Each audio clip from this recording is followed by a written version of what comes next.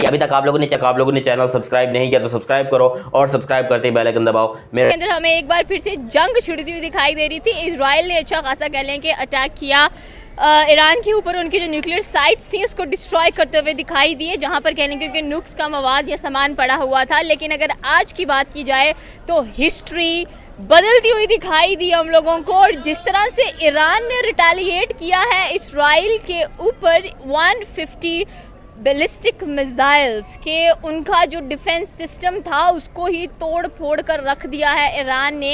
And इसी कश्मकश के अंदर आते हुए भाई नेतन्याहू की कॉल आती है PM of India Narendra Modi को, जिसमें वो ये कहते हैं कि भाई अब हम क्या करें, क्या इश्यूज चल रहे हैं और किस तरह से हम टैकल करें ईरान को। तो उन्होंने ये नहीं कहा कि भाई जो इजराइल है अपने डिफेंस के लिए लड़ रहा है ईरान के साथ या कुछ और, बल्कि उन्होंने ये कहा कि हम चाहते हैं कि खित्ते में अमन और अमान होना चाहिए, क्योंकि peace is the first priority. एक तरफ हमें यूक्रेन और रशिया नज़र आते हैं, एक तरफ हमें इंडो पाक वॉर नज़र आ जाता है, एक तरफ की अगर हम लोग बात करें तो अब ईरान और इजराइल। तो सर क्या कहना चाहते हैं कि ये जंगें किस तरफ जा रही हैं, कहीं वर्ल्ड वॉर 3 की तरफ तो नहीं जो दुनिया है वो बढ़ती हुई दिखाई दे रही है? देखिए, हमारे एक शायर थे साहिर लुधियानवी, बकौल उनके जंग तो खुद एक मसला है, जंग क्या मसलों का हल देगी, खून और आग कल आज देगी, भूख और अफलास कल देगी। जंग किसी भी किस्म, आप ये कह लें कि किसी मसले का हल नहीं है, लेकिन आप ये कह लें कि जो दहशत है या जो एक आपको ज़ख्मी रीछ बना हुआ है इसराइल पूरे इस खत्ते में, जो कि इस खत्ते के अमन को आप ये कह लें कि तबाह करना चाहता है। पहले गज़ा पे बमबारी कर रहा है, अब उसने डायरेक्टली जो है वो ईरान पे इतना बड़ा अटैक किया। और ये इतना बड़ा अटैक है कि जो अरब के साथ इसराइल की 90s में 3 वॉर्स हुई थी, उसमें भी इतना बड़ा अटैक जो इसराइल ने किसी भी अरब मुल्क पे नहीं किया था जितना उसने ईरान पे किया है। लेकिन क्या था कि आप बकौल इसराइल के उन्होंने तो न्यूक्लियर साइट्स को निशाना बनाया है, लेकिन किसी भी किस्म का 1% भी जो न्यूक्लियर साइट्स थी ईरान की, उनको किसी किस्म का कोई नुकसान नहीं हुआ। आप उनका डिफेंस सिस्टम चेक करेंगे तो उनके न्यूक्लियर डेटोरेंट्स जो हैं या न्यूक्लियर इनरिचमेंट प्लांट्स जो हैं वो ज़मीन के अंदर मोर देन 300 फीट्स हैं। और जो बंकर बस्टर बॉम्ब है जो कि अमेरिका के पास है, उसको मद्देनज़र रख के उन्होंने अपनी साइट्स बनाई हुई हैं। तो अभी तक बंकर बस्टर सिर्फ इंडिया के पास है, अमेरिका के पास है, और अमेरिका ने अभी इसराइल को नहीं दिया हुआ। हाँ, ये है कि उन्होंने उनके साइंसदान जो थे 3 बड़े, उनको टारगेट किया है। उनकी फोर्सेस के चारों जो चीफ़ थे, उनको इंटेलिजेंस चीफ उनका बहुत इंपॉर्टेंट था, उसको टारगेट किया। ये नो डाउट कि उनका आप ये कह लें कि हम जब पैरेलल कंपैरिजन करें भी 2 कंट्रीज़ का, लाइकिंग और डिसलाइकिंग को साइड पे रख के, तो ये उनका बहुत बड़ा टारगेट था जो उन्होंने अचीव किया है कि उनके घरों में घुस के उनके मिलिट्री के चीफ़ को, अल-कुद्स फोर्स है उनकी, और उस वो आप ये कह लें कि पूरी दुनिया में जो है बड़ी फेमस है इंटेलिजेंस बेस्ड की बुनियाद पे, उसकी चीफ़ को उन्होंने शहीद किया है। उसके अलावा रेवोल्यूशनरी गार्ड्स का जो हेड था उसको उन्होंने टारगेट किया है। तो ये नो डाउट के टारगेट तो उनका बहुत बड़ा था और उन्होंने नो डाउट के अचीव भी कर लिया। अब इशू ये है कि इस दरमियान में उन्हें ये नहीं लगता ही नहीं था कि ईरान दोबारा रिटेलिएट करेगा, ईरान जो है वो रिस्पॉन्ड करेगा। इससे पहले आप 2024 में जब ईरान के और रूस की बात हुई थी, आप ये कह लें कि हालात ख़राब हुए थे, एक जंग का माहौल बना था, उससे पहले रूस ये था कि वो नाकाबिले तस्खीर था, यानी कि वो अनअटैकेबल था, उस पर आप लोग हमला नहीं कर सकते थे। लेकिन उस वक्त बैलिस्टिक मिसाइल दागे, और वो अब ये कह लें उस वक्त ईरान ने उन एरियाज़ में जहाँ पे कॉमन पॉपुलेशन नहीं थी और इवन कि उनकी मिलिट्री साइट भी उन्होंने ऑलरेडी कन्वे भी किया था, यूनाइटेड नेशन को भी कन्वे किया था उन्होंने। अब ये कह लें कि फॉरेन डेलीगेट्स को भी बताया था कि हम रिटेलिएट करेंगे, और उन्होंने किया। अब क्या हुआ कि अटैक तो रूस ने, इसराइल ने बहुत बड़ा किया ना, और नुकसान मैं कहता हूँ कि टॉप लीडरशिप किसी कंट्री की जो है वो उनकी सोवरेनिटी पे डायरेक्ट आप ये कह लें कि अटैक होता है। लेकिन उनके पास जो बैलिस्टिक मिसाइल है, और अभी वो कह रहे हैं कि हमने खैबर मिसाइल जो है वो भी चलाने हैं। अब इन बैलिस्टिक मिसाइल का जो प्रीवियस एक्सपीरियंस था उसमें से उन्होंने जो माहिरीन थे या ये जो डिफेंस एनालिस्ट, उन्होंने ये तजिया किया था कि 15 to 20% बैलिस्टिक मिसाइल्स जो हैं वो टारगेट को हिट कर सकते हैं इसराइल को।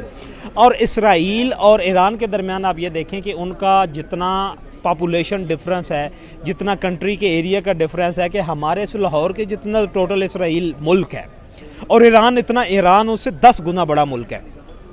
अगर लॉन्ग टाइम में आपकी वॉर चलती है तो जो ईरान है वो जीतेगा।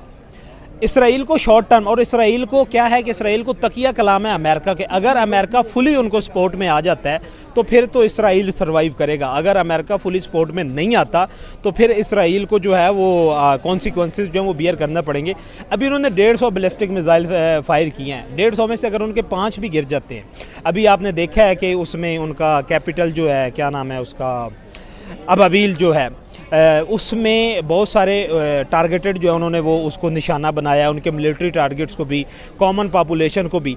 अगर ये था कि उन्होंने 150 मिसाइल फायर किए, 150 में से अगर उनके 5 मिसाइल भी गिर जाते हैं और वो 1000 बैलिस्टिक मिसाइल फायर कर देते हैं, और बैलिस्टिक मिसाइल से ज़्यादा खैबर मिसाइल जो है वो उनका, उसकी एक्यूरेसी ज़्यादा है, और वो आप ये कह लें कि उसका 50% ये रेशियो है कि वो आयरन डूम उसको डिटेक्ट नहीं, कंट्रोल नहीं कर सकता।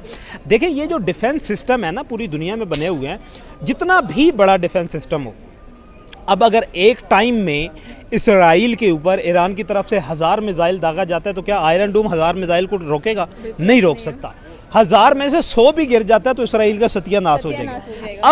अभी जो करंट सिचुएशन है, आप इंटरनेशनल न्यूज़ में जाएं तो वहाँ पे ये है कि अब इसराइल ने इंटरनेशनल लेवल पे और डेलीगेशन को कहना शुरू कर दिया है कि हम लोग जो हैं वो जंग बंदी करना चाहते हैं।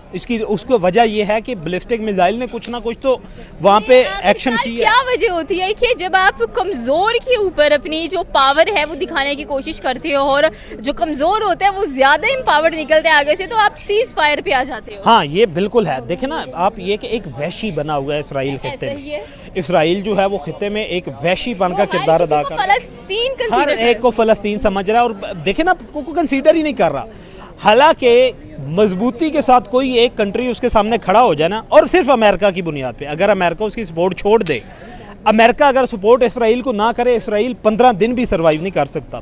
अभी भी इस सिचुएशन में भी अगर अमेरिका न्यूट्रल हो जाए और इसराइल की और ईरान की वॉर जो है वो 15 दिन कॉन्टीन्यूसली चले, और बेशक इसराइल अपने अटैक करता रहे और ईरान भी करना शुरू कर दे, इसराइल 15 दिन भी सर्वाइव नहीं कर सकेगा। खुद भाग के जो है वो नेगोशिएशन टेबल पे आएगा, या नेगोशिएशन टॉक पे, टेबल टॉक पे। बात की जाए तो इसराइल ने इंडिया को फुल सपोर्ट किया इंडो पाक वॉर के अंदर, और यहाँ पर अब जो पीएम की ट्वीट आई है उस पे आपका क्या रद्द-ए-अमल है? देखें, इंडिया की डिप्लोमेसी जो है ना वो तो नो डाउट, और इंडिया की आउटस्टैंडिंग है। आप ये देखें कि पाकिस्तान और इंडिया के हालात ख़राब हुए तो मुकम्मल सपोर्ट मिली इसराइल की तरफ से इंडिया को, लेकिन आज नरेंद्र मोदी ने एक सोबर, एक रिस्पॉन्सिबल और एक बड़ा, आप ये कह लें कि रिकॉग्नाइज लीडर होने का उन्होंने सबूत दिया। उन्होंने कहा है कि हम सपोर्ट करते हैं पीस को, क्योंकि इसराइल और ईरान की ये जो जंग है इसमें खत्ते का अमन जो है वो ख़तरे में पड़ सकता है। और दूसरी बात ये है कि ईरान के साथ जो आप ये कह लें कि टर्म्स ऑफ रिलेशंस हैं ईरान के इंडिया के साथ, वो भी आप ये कह लें कि अच्छे हैं, बेहतर हैं। ये नहीं है कि आउटस्टैंडिंग नहीं है, लेकिन बेहतर हैं। उनके दरमियान ट्रेड भी होती है, वो मुख्तलिफ इश्यूज़ पे ईरान पाकिस्तान के तो कई कदरे बेहतर हैं। मैं वही बात कर रहा हूँ कि वो पाकिस्तान के अगेंस्ट ईरान जो है वो इंडिया को सपोर्ट करता है। तो इसी बेस पे नरेंद्र मोदी का ये जो ट्वीट था, ये एक बहुत बड़ा अच्छा, आप ये कह लें कि ताज़ा हवा का झोंका है ईरान के लिए। और ईरान ने, देखें, ईरान ने उठा लिया है, ईरान ने सर पे उठा लिया है। उसने कहा है कि फिर जो होगा वो देखा जाएगा।